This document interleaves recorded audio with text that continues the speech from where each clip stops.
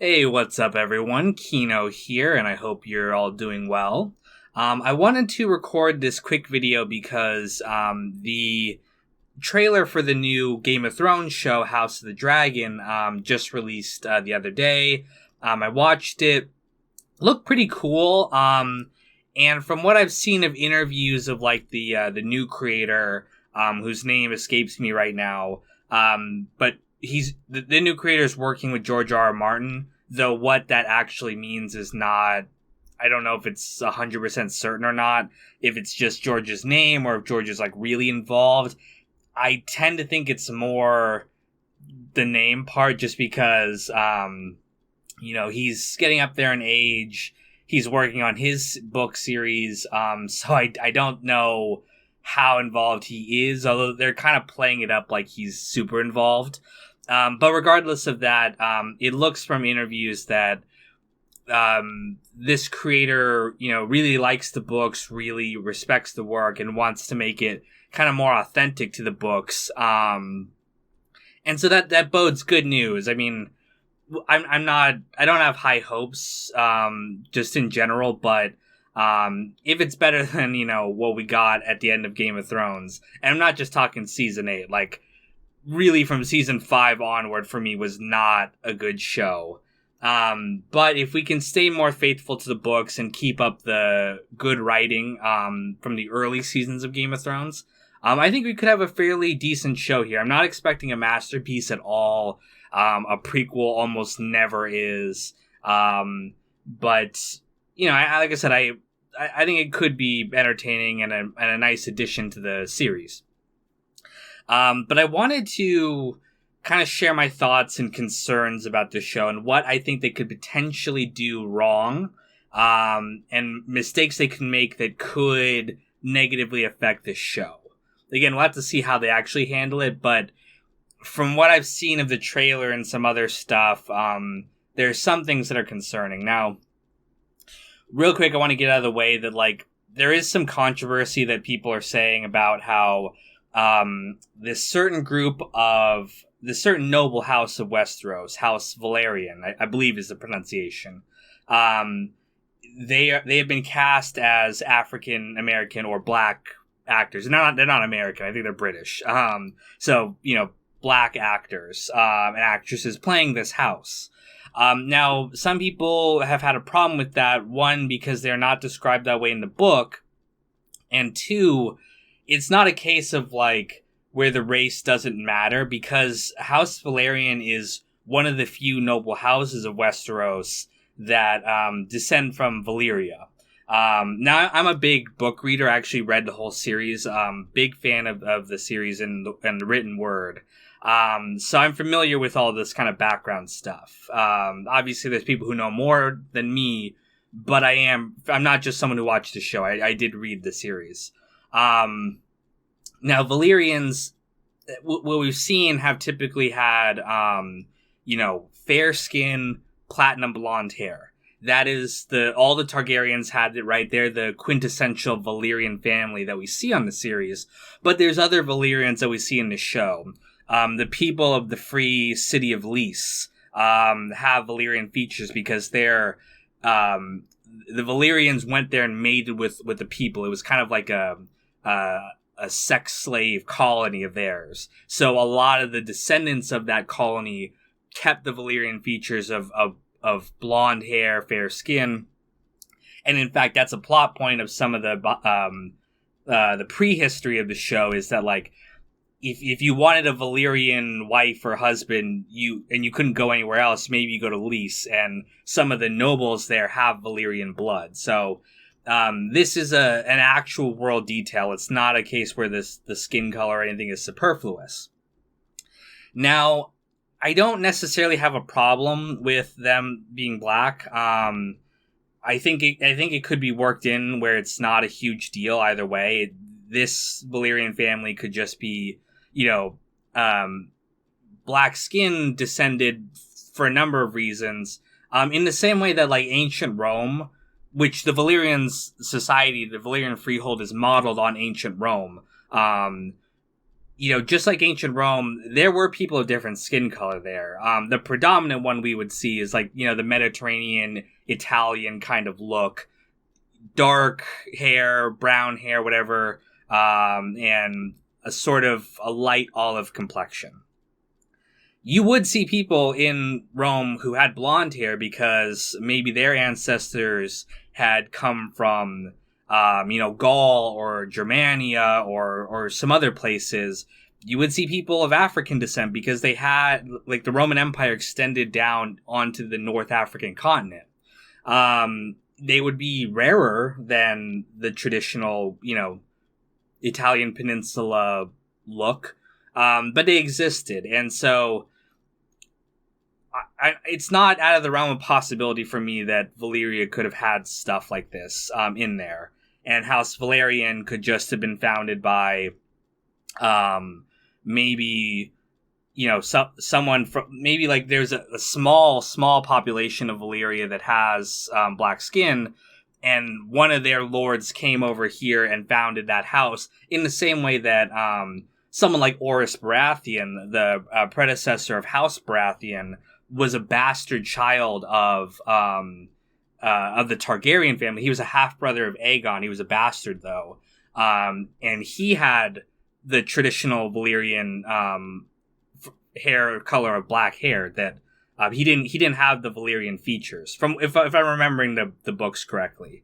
So it could be that, like, maybe one of the Valyrians went and had had a bastard child with a Summer Island person, and had a baby with black, skin, and that baby became the founder of House Valyrian, and that just kind of continued on. So that could work. Now, one problem that people have brought up is, and this is slight spoilers for House of the Dragon, by the way, because House of the Dragon is based on primarily two novels, The Princess and the Queen and The Rogue Prince. They're two kind of, they're essentially what they are like history books in Westeros. They're not written like the normal A Song of Ice and Fire books with like third person point of view. They're written as like, it's like you're reading a textbook that one of the maesters wrote about the history. So they're a little bit different, but I will touch upon what that could mean for the series in a moment. But so spoilers for this story, but one of the plot points of that history, that this Targaryen Civil War, the Dance of the Dragons, that the show is going to be about, is this idea that Rhaenyra, the main female character, who she's going to be probably the main character of this show, or at least one of them. One of the plot points is that she marries a Valyrian, but it's implied that her husband is like gay, and they don't have sex. It's just like a marriage of a political marriage, and she goes and has affairs with other guys. And her babies do not have the Targaryen features of blonde hair, even though both of their parents do. Rhaenyra and her husband are both Valyrian, so they have fair skin and blonde hair. Their children come out with like brown hair. And so people are kind of put two and two together, and they're like, oh, no one says it out loud, but they're like, oh, those children are probably bastards, which contributes to the Civil War and why they don't want Rhaenyra on the throne. And I'm going to talk about, that's going to be one of the potential problems I'm going to talk about later. But for now, let's stick to the House Valyrian. I also realized the two names are so similar, like the Valyrians and House Velaryon. I think that's how you pronounce it, but they sound very similar. It's stupid. So some people are saying that, like, oh, if her husband, is black-skinned and their children are not mixed, that doesn't work because the plot point revolves around how their children don't have the Valyrian features. But I think it's actually pretty obvious that you could do it, like, another way. So, like, let's say her babies come out fully white, right? Because she's white and her husband is presumably, I think I saw it in the trailer. I wasn't 100% sure if it was that guy or not. But her husband is presumably, black. So if her babies came out fully white, then people could say, oh, he's probably not the father too. So it could just work slightly differently, but it could still work out fine. Overall, I don't think it's a huge deal either way. In this particular case, there are cases I think of changing a character's race could negatively affect the story, but honestly, I think there's worse potential mistakes they can make in this series, and I'm going to talk about that right now. So the biggest worry I have of the show is this idea that, from what I saw the trailer, it looks like they're really leaning into, like, the conflict is about men don't want a woman on the throne. Now, a trailer is not necessarily a perfect representation of what the series is going to be about. It's purposely designed in a way to make you feel something versus, we've seen plenty of trailers where they hype up one conflict, but that doesn't end up being the main conflict in the thing. So, I can't judge it solely off the trailer, but what I worry about is this idea that they're going to make the conflict solely revolve around a bunch of misogynistic guys who don't want a woman on the throne, and that's why they don't want Rhaenyra to take over, even though she's the eldest child and is named the heir. They want a man, which is her younger brother Aegon, to take over. Half-brother. Which is not really the conflict of the books. Like, that is part of it, but it's actually more complicated than that. And in fact, from what I remember of this thing, because I only read it once, but it was actually not that was like a very small part of why they didn't want him on the throne. A much bigger reason was because Aegon's father or Aegon's mother and his grandfather are from House Hightower, and it was more like a political thing. Like, the Hightowers wanted their lineage on the throne more than anything else. It wasn't necessarily that they didn't want women on the throne. They just really wanted one of their kin because it's political power. That's what the whole series is about.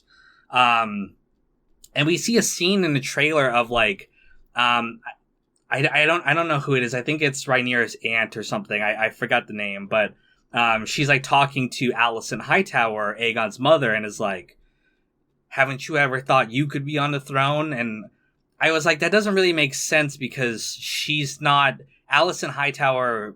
She's the queen, but she would never sit the Iron Throne. That's not something she could ever aspire to. And they're kind of making it like even Alicent is like being discriminated against because she's a woman. When really that's even how the throne of England works today. Like, Prince Philip, when he was alive, he never was the king. He was married to the queen, but that doesn't make you the king. And it's the same thing in Westeros. So, I worry that they're going to simplify the conflict down to it because, again, we live in an age kind of where the whole feminist angle is in a lot of shows, and it's a very popular topic. And I'm not saying there aren't feminist things in the series, but really this conflict is more than that. And I think if they simplify it too much down to it, we're going to lose a lot of nuance of the story. And along with that, I'm worried that they're going to water down Rhaenyra and make her like a feminist hero rather than who she really is, which is she's kind of a bad person. She is, I think if you mixed Daenerys and Cersei together, that's who you would get with Rhaenyra. She's not a warrior queen, like they made Arya into. Like, she's a dragon rider, but she's actually really not a warrior, and she doesn't really even aspire to be. There are some other women in this series that are like fighters and stuff. Her aunt is a very strong dragon rider. There's the girl Nettles, who and I'm not going to go through the whole background of the show, but there are women who like fight and ride dragons and go to war, but Rhaenyra wasn't really that in the books. I think they could potentially make her like a warrior to be like, yeah, female empowerment. But I think I worry they'll also make it just be like, it's the noble, pure Rhaenyra who deserves to sit on the throne versus this misogynistic pig Aegon Targaryen. which Aegon, he's not even really that bad of a guy. He's kind of like bland, to be honest, as a villain. There are worse people, like, you know, like Kristen Cole in the books, or some other people who are much badder. Aegon, or his brother, Aemon One Eye. Aegon is just kind of there, you know? So, yeah, I'm worried that they'll make it too simple. And I worry that they'll also make it so... Because Rhaenyra actually kind of follows the same character trajectory that Daenerys went through in Season 8. Now, as much as people hated Daenerys' storyline in Season 8, I think that's how it will go in the books, too. I think Daenerys will go crazy. The problem was in Season 8 that they just did not foreshadow it enough, and they did not, like, lay out the proper explanation for why she's going crazy. It just kind of, like, happened. Rhaenyra kind of goes through the same thing. She kind of goes crazy and mad and evil towards the end of her reign. And I worry they won't do that because of the reaction they got to Daenerys. How everyone hated what they did to Daenerys. I worry that they won't do that with her. Even though that's where she's supposed to go. Basically, everyone in in the Dance of the Dragons, the Civil War story, is a bad person. There's not really heroes in this story. So those are my main concerns. Now, it should be stated that, like I said before, in universe, we've never seen this story play out. What we got with The Princess and the Queen and the Rogue Prince are history books written by people. And George R. R. Martin does this great job of, like, basically letting you know that the person who's writing this history is not 100% accurate. They're using sources that, again, this is like written hundreds of years after the fact, so the sources might be wrong. And he does a great job of showing that the sources might be biased. They had a reason for putting history the way they did. And so they can kind of use that conceit to be like, hey, just because you read it in the book doesn't mean it actually happened this way. Just like real history, right? We're taught that, like, you know, certain historical events happen one way, where they're like, oh no, in real life it didn't happen that way at all. It wasn't that dramatic or whatever. So they have license a little bit to change the story and have it not be wrong per se. It's just like the book you read was wrong. But again, you have to be very careful on how, you know, you show these characters, because if it's too far from what we know about it, without a good explanation of why we know about it is wrong, then your fans are going to get pissed off. It's going to be too far from the source material, and you know, it's just people are going to have the same reaction they had to the later seasons of Game of Thrones. So, from what I can see about the creator, he says that he's super into the material and he wants to do a very accurate job, but we all know how that goes. Even if he wants to, the studio might be like, more feminism, more whatever. And it could potentially ruin the show. But, I don't know, they have a second chance, and if they fuck it up, I doubt there'll be a third. I would love to see, the Blackfire Rebellions in a future series, or Dunk and Egg. That would be great. But, for now, we'll see how the, CGI Dragon show does. So, I am going to be posting my reactions to each episode when it comes out next month, so you guys can look forward to that. Yeah, hopefully we'll get the book sometime soon. George says he's writing on it and is making good progress, but he's said that for the last, 7 years now, so we'll see how it goes. But anyway, I know this is going on 20 minutes now, but I just like to sometimes post my thoughts to this channel with you guys, and if you're big Game of Thrones fans, hopefully you'll enjoy it. But for now, thank you guys, and stay tuned for more episodes to come. So, talk to you then.